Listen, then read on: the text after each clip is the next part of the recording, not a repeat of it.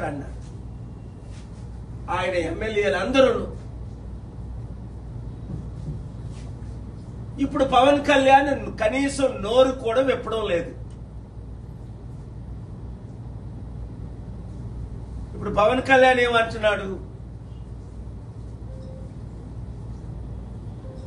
కుంభమేళ లేదా దేశం అంతా సనాతన ధర్మంగా మార్చేస్తాను అని దేశం అంతా నార్త్ ఇండియా నుంచి సౌత్ ఇండియా వరకు తిరుగుతున్నాడు. మరి ఎలక్షన్స్ ముందు పవన్ కళ్యాణ్ చెప్పొచ్చు కదా, నేను సనాతన ధర్మంలోకి మారిపోయాను, నేను అందరినీ మార్చడానికే రాజకీయాల్లోకి వచ్చానని. Maybe we are divided, we might be of different language, different cultural thing, but as a dharma we are all one, and that's what Mahakumbh, this kind of situation shows.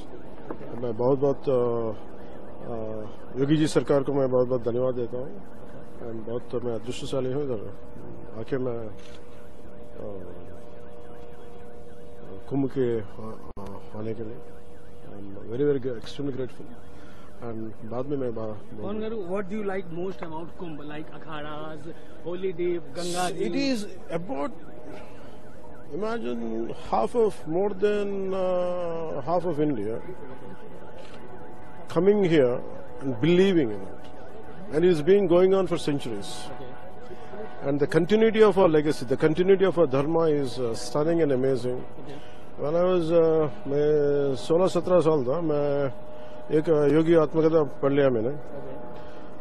पढ़ने के टाइम पे मैं महाकुंभ के कुंभ के बारे में मैं सुन ले पहले समझ गया मैं क्या क्या है उसमें. And after that again, it's been my great desire to be here for many decades, last 3 decades. In between 1 or 2 came, but I never had the opportunity. Finally, I think. Sages.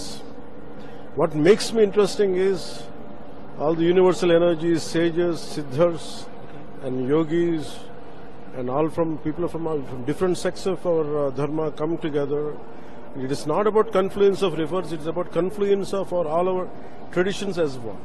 And numbers of devotees coming from south. And what do you want to say about, to your fans? And what do you want to say the devotees coming from south?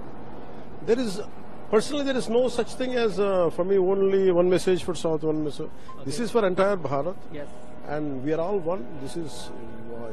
India is run by one Atma. This kind of Mahakumbh reflects that. A bit in Telugu, sir, if possible. One line. 30,000 మంది బాలికలు జగన్మోహన్ రెడ్డి సమయంలో miss అయిపోయారు. అమ్మాయిలు miss అయిపోయారు, దొరకట్లేదు. మేము రాగానే అమ్మాయిలందరినీ తీసుకొస్తామన్నారు. ఒక్క అమ్మాయినైనా తీసుకొచ్చారా? లేదు. 1,00,000 మంది మహిళలకు జగన్మోహన్ రెడ్డి గారు 5,000 ఇస్తున్నారు. మేము 10,000 రూపాయలు ఇస్తాం, మీ కడుపులు కొట్టను అని పవన్ కళ్యాణ్ అన్నాడు. కనీసం దాని గురించి ఇప్పుడు మాట్లాడట్లేదు. ఆ 2 లక్షల వాలంటీర్లో 200 మందికి కూడా ఒక్కరికి కూడా కనీసం 5,000 కూడా ఇవ్వట్లేదు. ఉద్యోగాలు 20 లక్షలు తీసుకొస్తాం, తెచ్చినంత వరకు మేము నిరుద్యోగ భృతి ఇస్తాము అన్నారు. ఆ నిరుద్యోగ భృతి లేదు. ఇప్పుడేమంటున్నారు? నేను సంపాదిస్తాను అని అప్పుడని, సంపాదించిందంతా పంచుతామని, నేను సృష్టికర్తను, నేను సృష్టిస్తాను అన్నారు చంద్రబాబు నాయుడు గారు. మరి ఇప్పుడు ఖజానా ఖాళీ అయిపోయింది, డబ్బులు లేవు, ఏం చేయాలో అర్థం అవట్లేదు, గుండె ఆగిపోతుంది. ఎలాగ డబ్బులు సంపాదించాలో నా చెవులో చెప్పండి అంటున్నారు చంద్రబాబు నాయుడు గారు. మీకు అనేక సార్లు నేను చెప్పాను ఎట్లా డబ్బు సంపాదించాలి.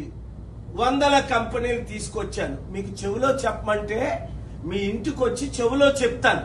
1 సంవత్సరంలో ఆంధ్రప్రదేశ్ సమస్యలు ఎలాగ తీరాలి, లేదా మీరు కేబినెట్ మీటింగ్ పెట్టి మీ లీడర్స్ అందరినీ పిలవండి. నేను మీకు శత్రువుని కాదు.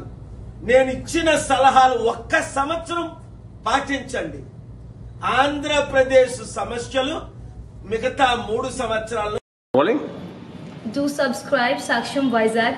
Watch, like, share and comment. Thank you.